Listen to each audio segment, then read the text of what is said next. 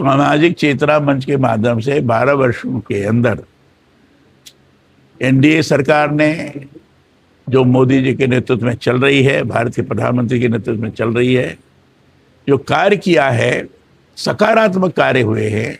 और कार्य के कारण जिस ढंग से दुनिया भर में भारत का गौरव बढ़ा है और अपने देश के अंदर विकास की प्रक्रिया तेज हुई है, इसके बारे में ये पत्रकार वार्ता रही है और इसके बारे में लोगों के बीच में बता रहे हैं। 12 वर्ष में ऐसे कौन से कार्य हैं जिनको आप जनता के बीच में बताना ले जाना चाहते हैं? सबसे पहले तो मैं यही कहूँगा कि राष्ट्रीय सुरक्षा की दृष्टि से देखिए तो जम्मू कश्मीर में 370 धारा लागू थी, उसको हटाकर लोगों के सामने स्थापित किया कि ये राष्ट्रीय एकता को हमने प्रमुखता दी है। नहीं तो जम्मू कश्मीर को अलग मान करके लोग कानून बनाते थे, करते थे। दूसरा, जो विभिन्न प्रकार के आतंकवादियों के कारण लोगों को परेशान किया गया, पाकिस्तान के द्वारा प्रोत्साहन देने के पश्चात ऐसे हमने सर्जिकल स्ट्राइक की, एयर स्ट्राइक की, ये ऑपरेशन सिंदूर का रहा, ये सारी चीज़ें ये करके राष्ट्रीय सुरक्षा को हमने प्राथमिकता दी है। यह आम लोगों को अनुभव हुआ, विश्वास दिला है।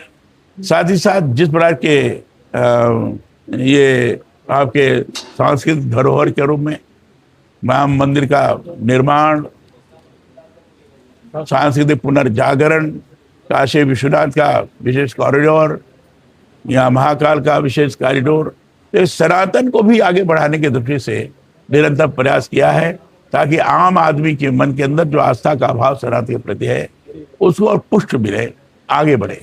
आर्थिक दृष्टि से लगातार आज हम भारत ने जिस तरह से काम किया है, ये दुनिया के अंदर चौथी अर्थव्यवस्था के रूप में भारत बन गया है। बड़ी तेजी के साथ यहाँ की अर्थव्यवस्था चालित है, ये चीज़ हमने दिखाया है। साथ ही साथ महिला सशक्तिकरण के बारे में किया, 3 तलाक का कानून बनाया, ये सारी चीज़ें की हैं। सामाजिक समरसता और समता को आगे बढ़ाने का प्रयास किया। इसमें हमने ये भी प्रयास किया है कि संवैधानिक तौर पर सबका साथ, सबका विकास, सबका प्रयास, सबका विश्वास, इस नाम पर हमने कार्यक्रम में लोगों की भागीदारी की है। ऐसे और दुनिया के अंदर भारत का नाम बड़ा गौरवान्वित किया है और दुनिया आज भारत को एक विशेष दृष्टि से देखती है, बड़े सम्मान की दृष्टि से देखती है। सर, एक तरफ तो आप 12 साल के उपलब्धियां गिना रहे हैं, वहीं भारतीय किसान यूनियन ने आज एक प्रेस वार्ता करके भारत और अमेरिका के बीच जो डील हुई है उसका विरोध कर रही है। उनका कहना है कि अगर ये डील कैंसिल नहीं होती है, हमारे हिसाब से नहीं होती है, तो हम एक देश में बड़ा आंदोलन करेंगे। आपका क्या कहना है? जो भी डील हुई है किसानों के हित की दृष्टि से हुई है, उसमें किसानों का हित का कोई प्रश्न ही नहीं खड़ा होता। और मैं यूनियन के मुद्दों से चाहूँगा तो उससे हम एक बार देख लें, पढ़ लें, फिर उसके पश्चात अभी कोई प्रतिक्रिया व्यक्त करें तो ज़्यादा ठीक है। चीज पर शोध की बात की गई है, स्टार्टअप की दृष्टि से लोग कैसे जा सकते हैं इसकी बात की गई है। तो राष्ट्रीय शिक्षा नीति के माध्यम से लागू हो जाता है तो वहाँ से निकला हुआ व्यक्ति अपने को ये नहीं समझे हमें नौकरी करनी है, कहाँ जाकर नौकरी करें, वो नौकरी देने वाला बन जाए, क्योंकि इस बड़ा की कौशल विकास संबंधित का ज्ञान उसको होगा, जो आस पास के बंधुओं को भी लाभ देने के रूप में काम कर सकता है, इनोवेशन की बात कर सकता है, नवाचार की बात कर सकता है, नवाचार के माध्यम से नई नई चीज निकाल सकता है।